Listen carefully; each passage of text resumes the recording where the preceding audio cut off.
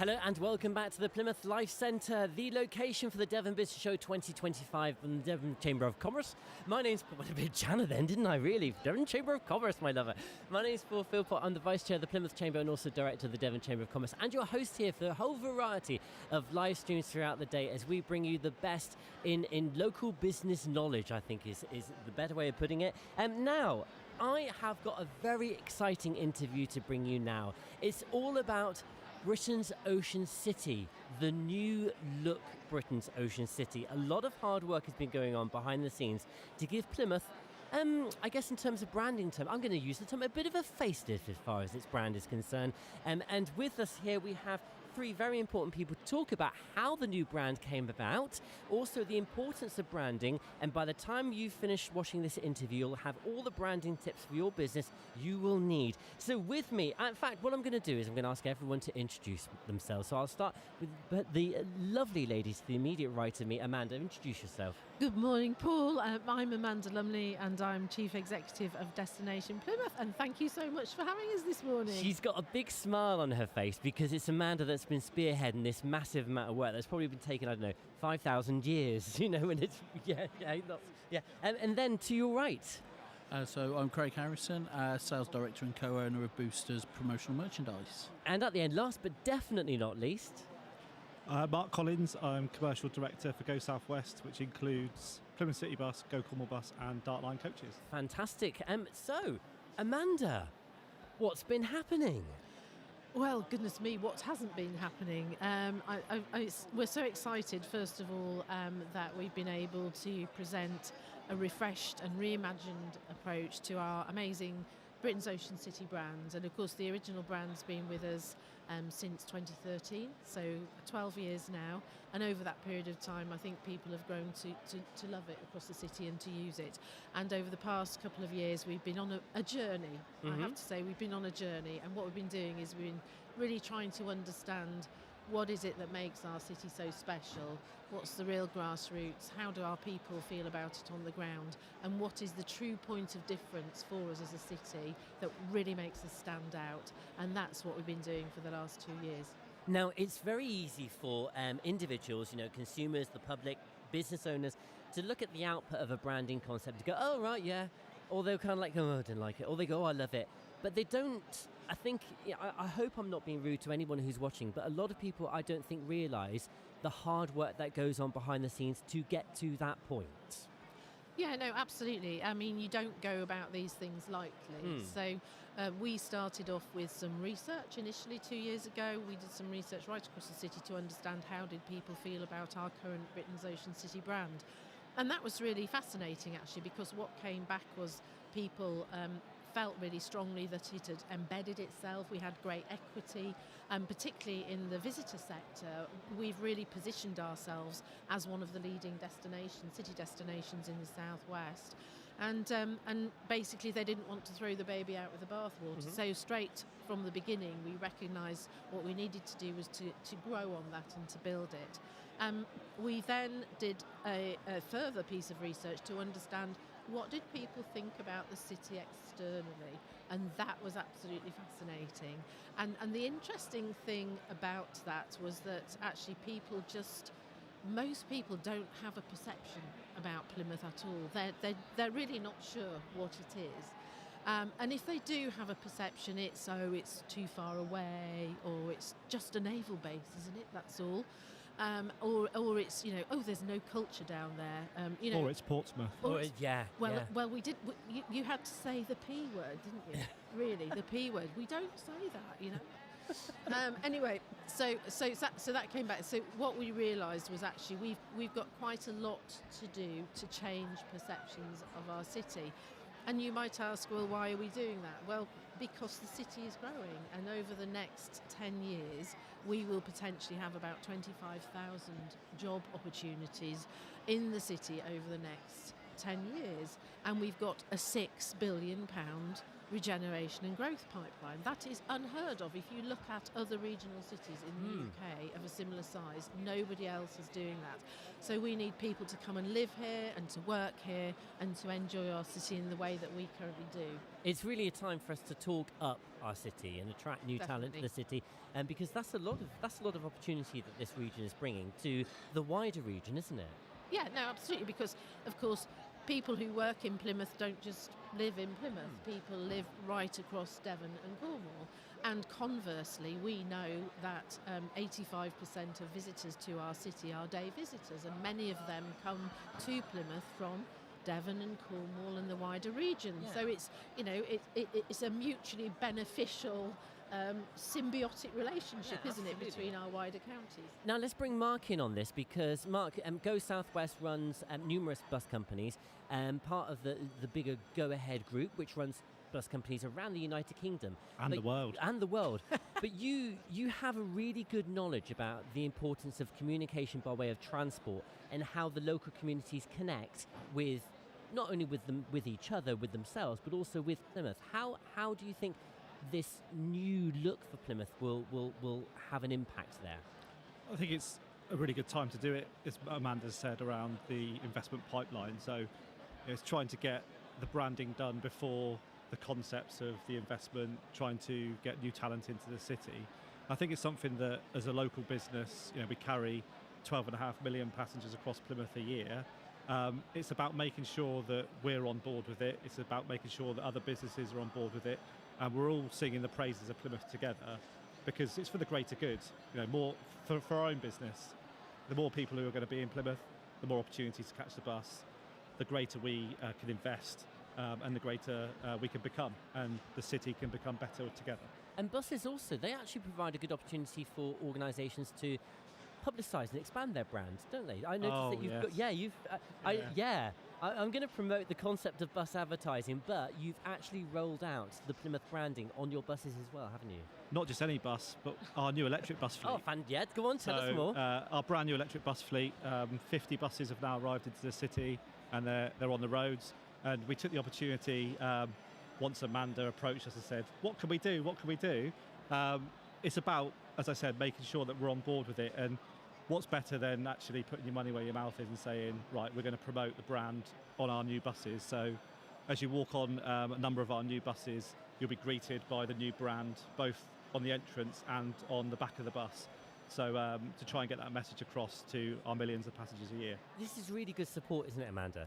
Oh, I do know Mark and Richard Stevens, who's MD of the company, have just been fantastic advocates and supporters right the way through the process. And we can't thank them enough, actually, for helping us with this, because we have sort of three key aims, really. The aims of the work are to attract talent to come and live and to work in the city, and of course to study here as well, because many of the universities have been working with us as well, and our city college partners. We want to sort of raise the pride in our own city. So the reason we approached Mark and Richard was, we said, actually, there's some great messages there that many people around the city probably don't know, and when they read it they will say, goodness me, I never knew that. So who knew that, for example, the city has planted 50,000 trees in the last 5 years and is a globally recognised tree city? Who knew that?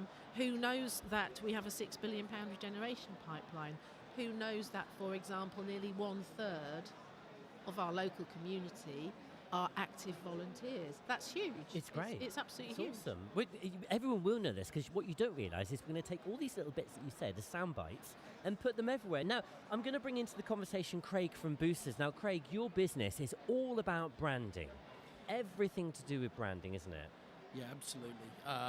Just touching on what Amanda's been saying, we're based in Cornwall, and our plan when I took over the business 2 years ago was, how can we sort of start working more with Plymouth and Devon, and we were going to keep an eye on it, but just seeing the great work that's been done over the last 18 months to raise Plymouth's prominence, we joined the Devon Chamber earlier than we planned, and I was playing golf up at Staddon Heights on Friday on a charity golf day, and one of the holes just backs out, and looking at the view over Plymouth, I think you touched on it when you said people think it's a naval city, people think it's Potentially, people think it's a bit dour.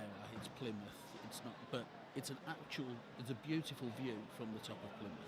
It's a beautiful city, and the vibrancy that's within it. It is an amazing place to be, and one that obviously is going to grow with the things that we've touched on already. But in terms of branding, yeah, that is what we do, and it's great to see the buses going around the city when we're out at networking events and whatever. And I think people often overlook the importance of, if you have a brand, of talking about it, because it's easy to get that perception in your head of what you want it to be. But if you're not talking about it, and if you're not showing people what you're doing, nobody's going to know about it. Yeah, it's kind of like the communicable aspects of a brand. But branding is everywhere. I mean, even earlier this week there was a summit held in Israel, and I saw a news reporter talking about, this summit's been called in with 2 days' notice. They haven't even finished the logo yet. It's like everything needs to have a logo and everything needs to have a brand, but there's a reason behind that. We'd like to connect with imagery, with branding, with influences, with all those kind of things. So how important for businesses and for cities, people forget cities need to have brands too. We've proven that point here today. How important is it to get it right? It's essential. I think we've all been in businesses, whether we've worked within marketing, whether we've run our own businesses. I think the pressure when you're coming up with a new concept is it's one that we went through last year ourselves, and we see rebrands by businesses all day, every day. But getting it right, the pressure's there. And I always say, who doesn't need to brand? Who doesn't need their logo out there? Everything that we touch, as you've just touched on there, cars, vans, buses, they all have a logo of the manufacturer on. They all tell you what engine's in there. Every single company in the world needs to brand, and I think it's very easy for you to go stale. If a concept is around for too long, as you touched on, around 12 years, there's nothing wrong with the message. It's just that you need to find a new way of delivering it, and that's why refreshing the brand is important. And you mentioned buses. And Mark, how bus operators use branding. You use brands within brands because you brand individual routes, you brand connection points. You've got quite a complex methodology that you apply there to communicate with your passengers. Yeah, we've got so across the southwest we've got three primary brands, and they're all local brands. So Plymouth City Bus, it's probably gone through 3-4 different brand evolutions in the last 25 years. I was part of 2 of them. But it's not. It doesn't change the ethos of the company, and I think that's the message that we need to get back to with Britain's Ocean City. It's not just branding. It's not just a logo. It's around the messaging. It's around the visuals. It's around the community. Without a community behind the brand, your brand is faceless. And I think that's what we need to concentrate on here. Going back to the branding from my own company, so Go Cornwall Bus was launched in 2015. We're now the biggest bus operator in Cornwall, and it's Go Cornwall Bus. It's the local brand for the local people, and it connects millions of people across Cornwall every year. And we're here today with Dartline. So we purchased Dartline in 2022, so 3 years ago, and we've gone through a rebranding exercise with Dartline, taking it from a family-owned business into something which we can properly invest in. This year we've invested £600,000 in 2 new coaches, but we need that branding to kind of highlight the fact that the quality of the service is there. So brand is really, really important, and if you get it wrong, you'll know about it, i.e. Jaguar. Yeah, that's a good case study.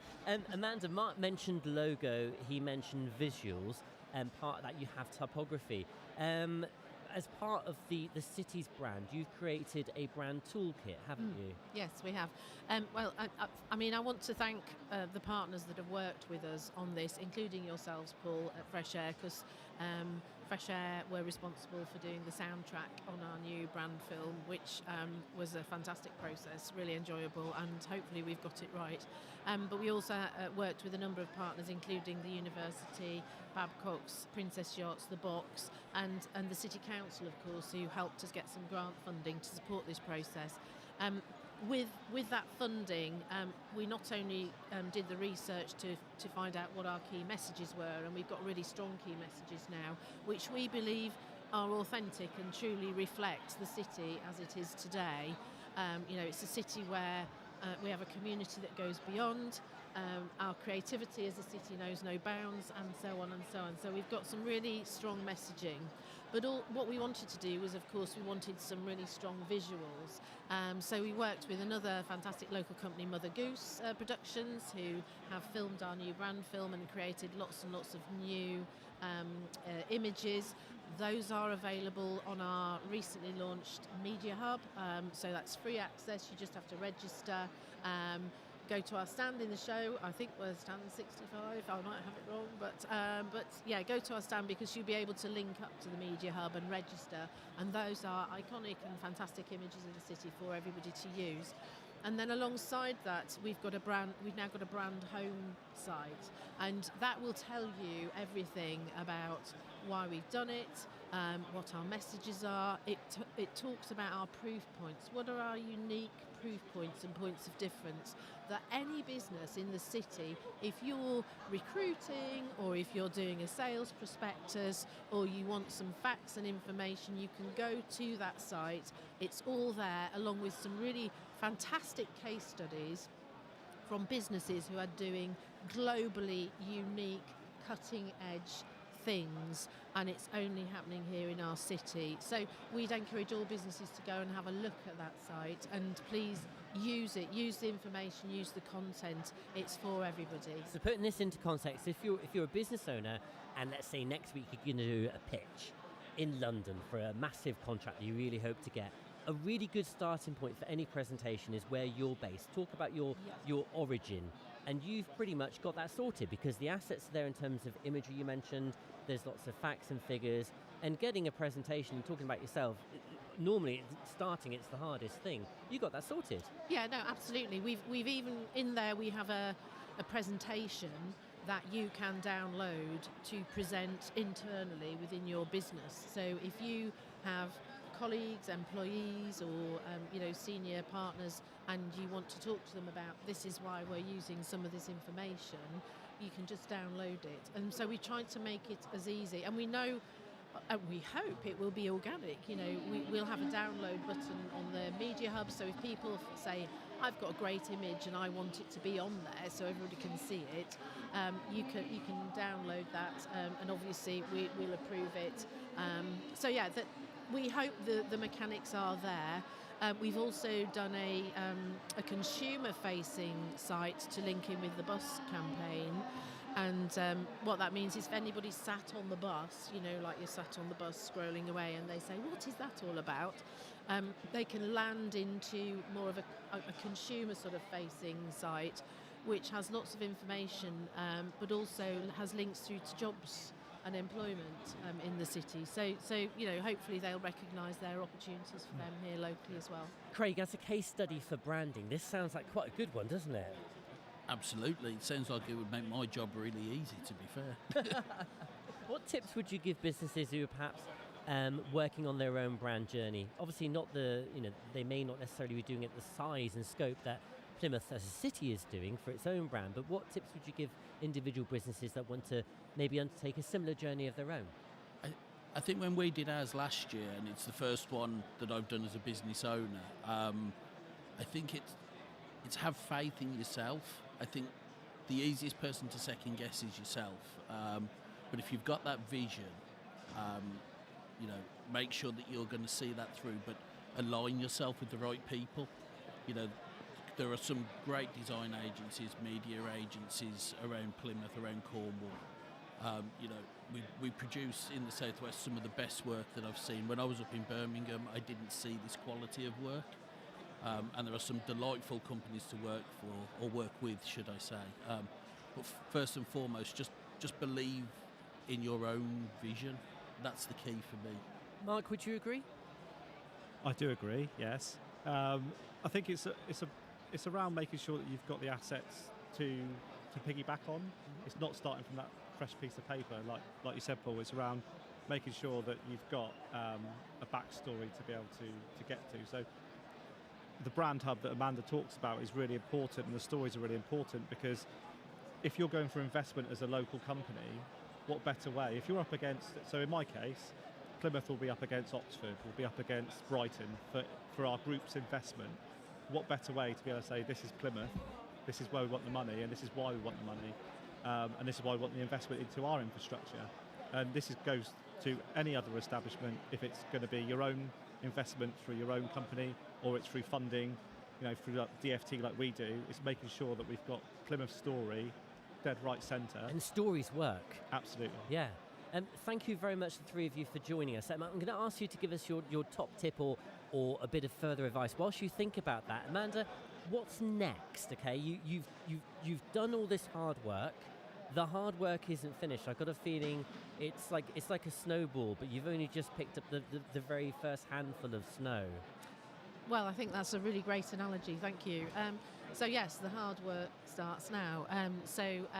We are now going to go through a process of revisiting all of those communities and partners and stakeholders that we initially spoke to, and sharing back with them where we got to, and encouraging everybody to adopt this and use it as theirs. And by adopt it, I mean adopt the messaging, adopt the facts and the information, be proud and confident to be able to talk about our city with facts and information that are hard evidence, and shout about it. So we'll start embedding it into things like the Plymouth Plan, which is our next framework for up to 2050 as a city, and we are continuing to work with our partners to think about, okay, how do we now start to attract more talent at a faster rate?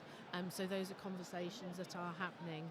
But really, it's over to everybody else now, because we had an amazing group, brand development group across the city of partners from right across the city, including the NHS and the universities and Plymouth Community Homes, who helped to shape all of this.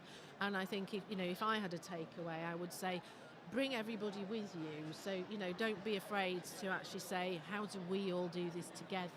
This is not just about, one person or one organisation. This is about everybody coming together and saying, well, this is how we think our city should be positioned and promoted and put forward.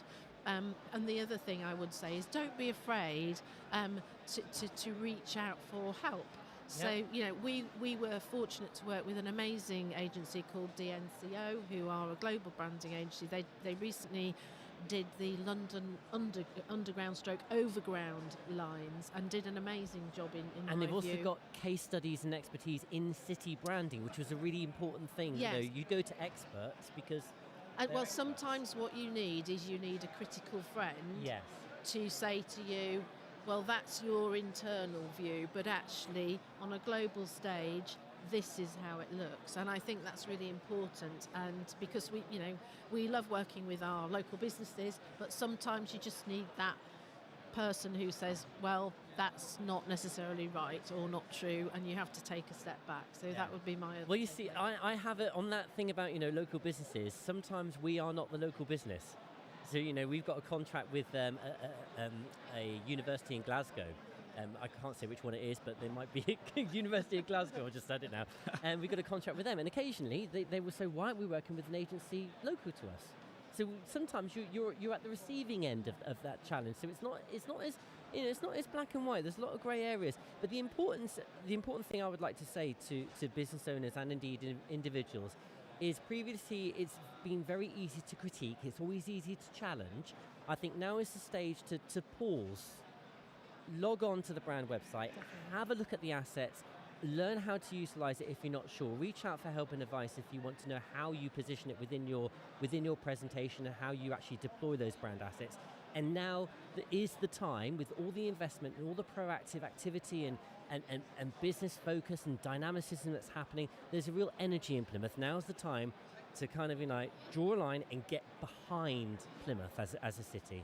Yeah, and if people want to know more, we're doing a free webinar actually, which is on the 27th of October, and hopefully if people are at the show, they'll be able to come and they'll be able to sign up for the webinar, which will explain everything, all the background, the messages, how to use the toolkit, and how to be creative with everything that we've done. Fantastic. Right, I said I'd put you on the spot then with your top tips or business advice, or should we say takeaways. So let's kick off with Craig.